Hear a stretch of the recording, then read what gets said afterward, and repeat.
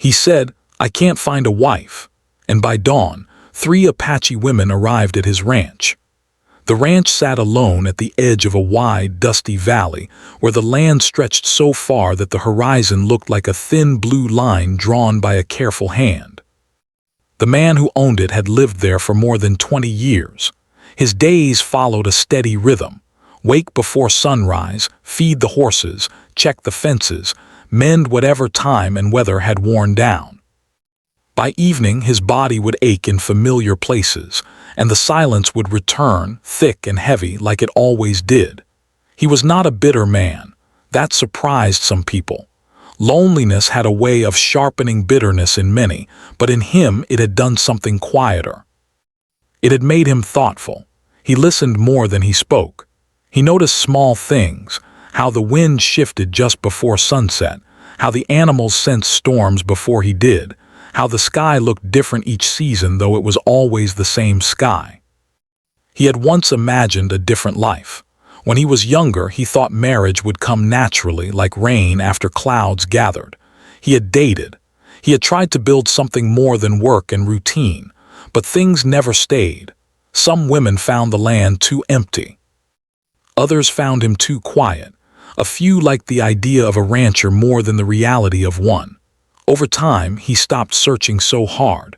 Life, after all, still had to be lived. That evening was like many others, but something about it felt heavier. The day had been long. A fence line had collapsed, and one horse had wandered farther than usual, forcing him to ride out under the burning sun. By the time he finished his work, his shirt was stiff with dust and sweat. He washed up, cooked a simple meal, and carried his coffee mug outside to the porch. The porch faced west. From there he could see the sky turn gold, then orange, then slowly darken into deep blue. The quiet was broken only by insects and the distant call of a night bird. He sat in his chair, staring out at the land he had built his life upon. For the first time in a long while, the silence felt louder than usual. He thought of small things he rarely allowed himself to dwell on: an empty chair at the table, no one to share news with at the end of the day, no laughter echoing inside the house. He was not unhappy, exactly. But there was a space in his life that work could not fill, no matter how hard he tried. Without planning to, he spoke. "I can't find a wife," he said aloud. His voice sounded strange in the open air, as if the land itself was listening. He let out a short, dry laugh afterward, embarrassed even though no one was there. It wasn't a complaint, not really. It was more like a statement of fact, spoken to the night the way some people spoke to the stars. He shook his head and took a sip of coffee. Talking to the dark felt foolish, but it also felt honest. He wasn't asking for pity. He wasn't demanding answers. He was simply admitting something he rarely said, even to himself. What he did not know was that he was not as alone as he believed. Earlier that day, a man he knew from town had stopped by the ranch. They had spoken briefly near the gate, exchanging news about supplies and weather. The rancher had mentioned, casually, that he didn't see many people anymore. He said it lightly, but something in his tone stayed with the visitor long after he left. That man had ties to a nearby Apache community. He was not a gossip, but he was observant. He understood that in some places, words carried weight beyond their sound. When he later shared a meal with friends that evening, he mentioned the rancher, not as a joke, but as a thought. "He's a good man," he said. "Works hard, lives alone, says he can't find a wife." The room had grown quiet after that, not awkward but thoughtful. People listened. In that community, loneliness was not treated as weakness. It was something to be understood. Back on the ranch, the man finished his coffee and went inside. He locked the door out of habit, washed his mug, and prepared for bed. The house creaked softly as it always did, old wood settling into the cool night. He lay down, staring at the ceiling, his mind drifting through memories and half-formed thoughts. He did not expect anything to change. He had lived too long to believe in sudden answers. Still, as sleep came, his last thought was a quiet hope, not for miracles but for connection, even a small one. Outside, the night deepened. The land rested. Somewhere beyond the hills, conversations continued, decisions were weighed, and paths quietly began to shift. By the time the first light of dawn touched the edges of the sky, the man on the ranch was still sleeping, unaware that his simple words, spoken without demand, without anger, had already begun to move through lives beyond his own. And when morning came, it would not arrive the way he expected at all. The sun rose slowly, spreading pale light across the valley. The ranch woke the same way it always did, quiet, steady, unchanged. A cool breeze moved through the grass, and the animals stirred before the man did. Horses shifted their weight in the corral. A rooster called out, sharp and clear. Inside the house, the man slept deeper than usual. His body was tired from the day before, and his mind, after speaking honestly to the night, felt strangely lighter. He dreamed of ordinary things, fences, open land, a road stretching forward without an end. There were voices in the dream, but they were soft and distant, like wind moving through trees. A sound pulled him awake. At first he thought it was part of the dream, a low noise, steady but unfamiliar. He sat up in bed, listening. The sound came again, footsteps on gravel. No one ever came that early. He reached for his watch. It was just after dawn. The sky outside his window had turned a gentle pink, the kind of color that only appeared for a short time before morning fully arrived. He pulled on his boots and shirt, moving carefully, his senses alert but calm. Living alone had taught him to stay aware without panic. He stepped onto the porch and froze. 3 women stood near the gate at the edge of his yard. They were not close enough to feel threatening, but not far enough to be mistaken for travelers passing by. They stood together, calm and patient, as if waiting for permission to step forward. Each carried herself differently. One stood tall and still, her hands folded. Another leaned slightly on one foot, her eyes scanning the land. The third looked straight at the house, her expression open but serious. For a long moment, none of them spoke. The air felt charged, like the moment before rain. The man cleared his throat. "Can I help you?" he asked, his voice steady but confused. The tallest woman took a step forward, stopping a respectful distance away. "Good morning," she said. Her voice was calm, measured. "We're sorry to arrive so early." He nodded slowly. "That's all right. I just wasn't expecting anyone." "We understand," she replied. He glanced at their faces, trying to read what this was about. They did not look lost. They did not look nervous. They looked like people who knew exactly where they were. "My name is Daniel," he said after a pause. "This is my land." "We know," the woman said gently. "That's why we're here." That only deepened his confusion. He rubbed the back of his neck, a habit he had when thinking. "All right," he said. "Why don't you come closer? Standing out there isn't comfortable." They exchanged brief looks, then walked toward the porch. As they did, Daniel noticed small details, dust on their shoes, travel lines on their faces, the quiet confidence in their movements. These were not people acting on a whim. Once they stopped a few steps from him, the same woman spoke again. "My name is Lena," she said. "This is Mara and this is Elise." He nodded to each of them in turn. "Would you like some water, coffee?" "That would be kind," Mara said. Her voice was softer, but her eyes were sharp, thoughtful. He gestured toward the porch. "Please." They sat at opposite ends of the wooden bench, leaving space between themselves and him. Daniel poured water from a jug he kept by the door and handed it to them. His mind raced with questions, but he waited. Years of working with animals had taught him patience. Lena held the cup with both hands. "We're here because of something you said." Daniel frowned slightly. "I say a lot of things," he replied, "mostly to myself." She gave a small, knowing smile. "Sometimes words don't stop where we think they do," Mara nodded. "Someone heard you, someone who knows our community." Daniel leaned back in his chair, trying to make sense of it. "I don't understand." Elise spoke for the first time. Her voice was clear, steady. "You said you couldn't find a wife." The words landed heavier than he expected. He felt a warmth rise to his face, not shame exactly, but surprise at hearing his private thoughts spoken back to him. "I didn't mean that as an invitation," he said quickly. "I was just talking. I wasn't asking anyone to." "We know," Lena said. "That's important. We're not here because you asked. We're here because you spoke honestly." Silence followed. The kind that demanded reflection, not fear. Daniel looked out over the land, then back at them. "All right," he said slowly. "Help me understand why that brought you here." Lena took a breath. "Each of us has reasons," she said. "Different ones." Mara went next. "I've worked most of my life," she said. "I wanted to see if a quieter place could be a future, not to depend on someone, just to share space maybe." Elise nodded. "I needed distance from old patterns," she said. "And when your name came up, it wasn't as a rumor. It was as someone who lives with care." Daniel listened, truly listened. There was no demand in their words, no expectation placed on him, just honesty offered freely. "And you?" he asked Lena. She met his eyes. "I believe people should meet face to face when something matters." He exhaled slowly. This was not what he had imagined waking up to.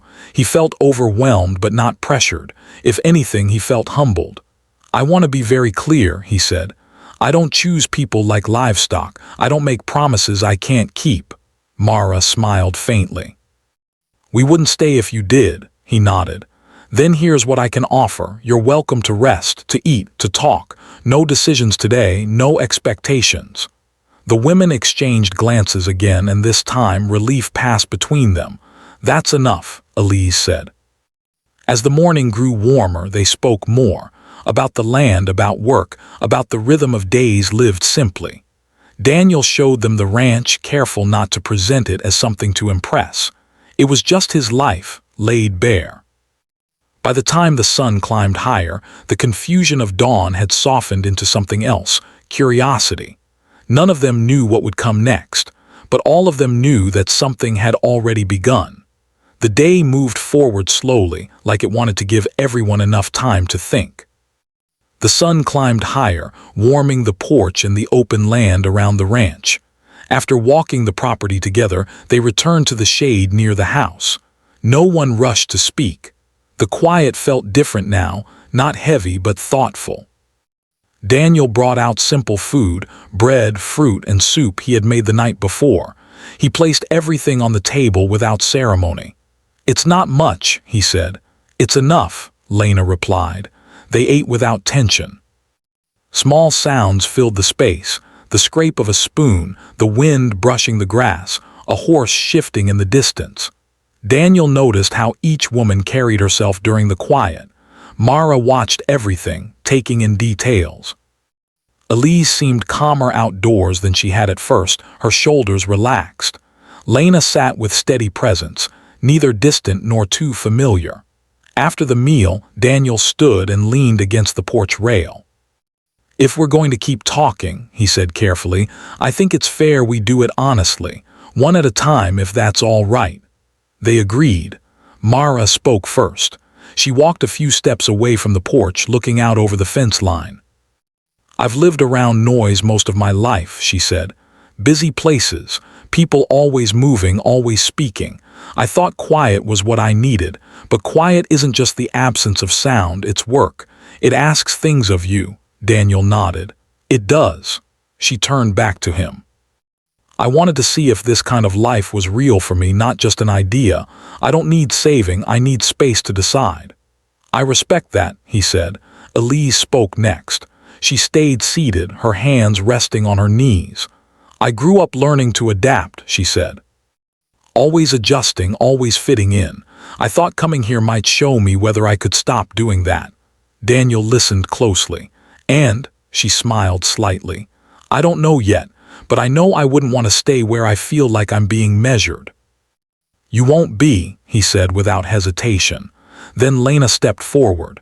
She did not speak right away. She looked at Daniel with steady eyes. "People talk about choice," she said, "but real choice only exists when there is no pressure on either side." I wanted to see who you were without stories attached. And now, he asked, I see someone who doesn't want control, she said. That matters. The words stayed with him. As the afternoon passed, Daniel returned to his work. He did not ask them to help, but he did not stop them when they offered. Mara followed him to the fence line, learning how he checked posts and wire. Elise helped prepare feed. Lena stayed near the house, repairing a loose hinge without being asked. There was no performance in it. No one tried to impress. The hours passed quietly, but something steady was forming, not closeness, not distance, but understanding. At one point, Daniel paused and watched them from a distance. 3 different energies. 3 different reasons for being there. He realized how easy it would be for others to turn this moment into something exaggerated. But standing there, dust on his boots, sun on his face, it felt simple, human. As the light softened toward evening, they gathered again near the porch. I want to say something, Daniel began. I don't believe in rushing lives together. If any of you decide to leave tomorrow, I'll understand. If any of you want to stay a while, work, rest, think, that's also fine, but nothing beyond that comes without time. Mara exhaled slowly as if releasing something she'd been holding. That's fair. Elise nodded. That's all I needed to hear. Lena said nothing, but her expression softened. That night they ate together again. Conversation came easier now, small stories, shared laughter at ordinary things. No promises were made. No future was shaped with words. When darkness settled over the ranch, Daniel prepared the spare rooms. He handed each woman a lantern and showed them where to rest. If you need anything, he said, just knock. Later, lying in his own bed, Daniel stared at the ceiling again. But this time the silence felt different. Not full, not empty, just open. Outside, the land rested once more. And somewhere between uncertainty and understanding, the next chapter quietly waited. The light slipped through the windows in thin lines, touching the walls and floor before anyone spoke a word. Daniel woke early, as he always did. Habit had shaped his body clock over years of ranch life. For a moment, he lay still, listening. He heard movement in the kitchen, quiet steps, careful, respectful. Someone was already awake. He rose, washed his face, and stepped outside. The air was cool, carrying the smell of earth and grass. The animals were stirring again, waiting for the day to begin. Nothing about the land had changed, yet something inside the house had. When he entered the kitchen, Elise stood near the counter, pouring water into a kettle. She looked up, surprised but not startled. "Good morning," she said. "Morning," Daniel replied. "You didn't have to start anything," she smiled slightly. "I wanted to." They stood there for a moment, sharing the quiet. It wasn't awkward. It felt like 2 people simply existing in the same space. Soon, Mara and Lena joined them. Breakfast was simple: eggs, bread, coffee.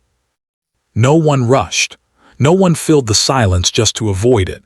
They talked about small things: the weather, the animals, the work that needed to be done. The conversation felt natural, like it had grown overnight without effort. After eating, Daniel laid out the day plainly. "I'm fixing the south fence today. It'll take most of the morning." "I can help," Mara said immediately. Daniel nodded. "You're welcome to." Elise hesitated.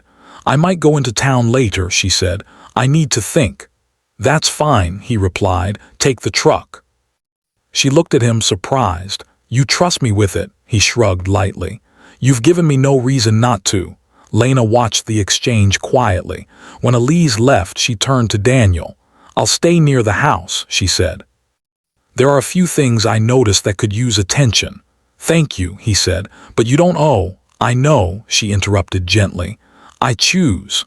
The day unfolded in separate paths. Mara worked beside Daniel under the open sky. She learned quickly, asked clear questions, and didn't complain when the sun climbed higher. They spoke little, but when they did, it was direct and honest. At one point, she stopped and leaned on the fence post. "You live like this every day," she said. "No one telling you where to be." "Yes," he answered, "and no one to blame when things go wrong." She smiled at that. Freedom always has a cost. By midday, they finished the fence. Daniel offered her water and they sat on the ground in the shade. "I need to say something," Mara said after a moment. "I don't think this life is mine." He looked at her, surprised but not upset. "I wanted to test the idea," she continued. "Now I know. I respect what you've built, but I would feel smaller here." "Not because of you, but because of me." Daniel nodded slowly. "Thank you for saying it plainly." She stood and dusted off her hands. "I'll leave tomorrow morning." "You're welcome to stay tonight," he said. "I will," she replied. "I want to leave without regret." In town, Elise walked the streets slowly. She noticed things she had ignored before: the sound of voices, the way people avoided eye contact, the constant movement. By afternoon, she sat on a bench watching strangers pass. For the first time, she felt sure of something. When she returned to the ranch before sunset, Daniel saw the decision in her face before she spoke. "I'm leaving too," she said quietly. "Not tonight, but soon." "May I ask why?" he said. "I realized I don't want to replace one kind of silence with another," she replied. "I need something that moves." He respected that. "I hope you find it," she smiled, grateful. "I think I already know where to look." That evening, only Lena remained near the porch as the light faded. They sat together, watching the land settle into night. "You're very quiet," Daniel said. "So are you," she replied. He considered her words. "You haven't said what you plan to do." She looked at him, then truly looked. "I'm not deciding yet." "That's allowed," he said. She smiled. "That's why I might stay." The night passed calmly. No expectations were spoken. No promises were shaped. By the time the stars filled the sky, Daniel understood something clearly. This was not about being chosen. It was about choosing, freely, honestly, without fear. And for the first time in many years, that felt enough. Years later, people still spoke about the morning in ways that Daniel barely recognized. The story had grown a life of its own, shaped by distance and imagination. Some said 3 women appeared like a sign. Others said it was arranged long before. A few claimed Daniel must have known it would happen, as if life worked on secret schedules that could be predicted. Daniel never corrected them. He learned early that truth did not always need defense. The real story lived quietly in his days, not in the words others carried from place to place. By then, the ranch had changed in small but important ways. The fences were stronger. The house held more warmth. There were extra tools hanging neatly by the wall and shelves filled with jars prepared for long winters. None of it happened suddenly. It came piece by piece, through time and shared effort. Lena had stayed, not because she had promised to, not because anyone expected her to. She stayed because each day, when she woke, the choice still felt right. And Daniel respected that more than anything else. Their life together did not follow a pattern people like to romanticize. There were no grand gestures, no moments meant to impress an audience. There were mornings when they worked side by side without speaking, evenings when they shared simple meals and talked about nothing important, and sometimes conversations that mattered deeply, spoken slowly with care. They disagreed at times. That surprised Daniel at first. He had grown used to solitude where no one challenged his way of thinking. Lena questioned things not to control but to understand. When they disagreed, they did not raise their voices. They paused. They listened. They returned to the discussion when emotions had settled. That was new for him. He realized something important during one quiet winter evening. He had not lost his independence. He had not given up the life he built. Instead, that life had expanded, made room without losing its shape. In town, people continued to tell the story their way. A new shop opened and someone mentioned Daniel while waiting in line. "That's the rancher," a voice said. "The one who had 3 women show up at his place overnight." Daniel stood nearby, unseen, listening without reaction. He paid for his supplies and left, the story following him like dust behind a truck. It did not bother him. What bothered him more was the thought of correcting it. Reducing something real and careful into a few dramatic words felt wrong. At home, Lena noticed his quiet mood. "You heard it again," she said, not asking. "Yes," he replied. She leaned against the counter. "Do you want to explain the truth someday?" He thought about it. "I don't think they're listening for it." She smiled gently. "Then don't offer it." As time passed, the legend grew simpler while the truth grew deeper. People imagined a single moment where everything changed. But Daniel knew better. Change had come slowly, through choices made every morning, through respect shown in small ways, through the understanding that staying meant choosing again and again, not once. One evening, as they sat on the porch watching a storm move across the valley, Lena spoke softly. "Do you ever think about that night, when you spoke out loud?" He smiled faintly. "Sometimes." "Do you regret it?" "No," he said without hesitation. "I regret how long I stayed silent before it." She nodded, understanding exactly what he meant. Years earlier, Daniel had believed loneliness was something to endure quietly, something not to name. He had thought admitting it meant weakness, but speaking it aloud had not summoned an answer. It had simply opened a door to honesty. What walked through that door was not fate, it was choice. The ranch became known as a place where things were done with care. People who worked with Daniel noticed the calm way decisions were made, the steady pace, the absence of rush. Lena contributed her own strengths, organization, foresight, a way of seeing problems before they grew. They never rushed into labels. They never announced anything to the world. What they shared was real, and that made it private. One spring morning, Daniel realized he no longer marked the days by absence. He no longer noticed the empty chair. It had been filled so naturally that its absence had faded from memory. That did not mean life became perfect. There were hard seasons, losses, unexpected setbacks, but they faced them together without the fear that one wrong step would end everything. Their bond was not built on fantasy. It was built on patience. Sometimes visitors would ask Lena why she stayed. She always answered the same way, "Because I was allowed to decide." Daniel heard that once from another room, and it stayed with him longer than anything else.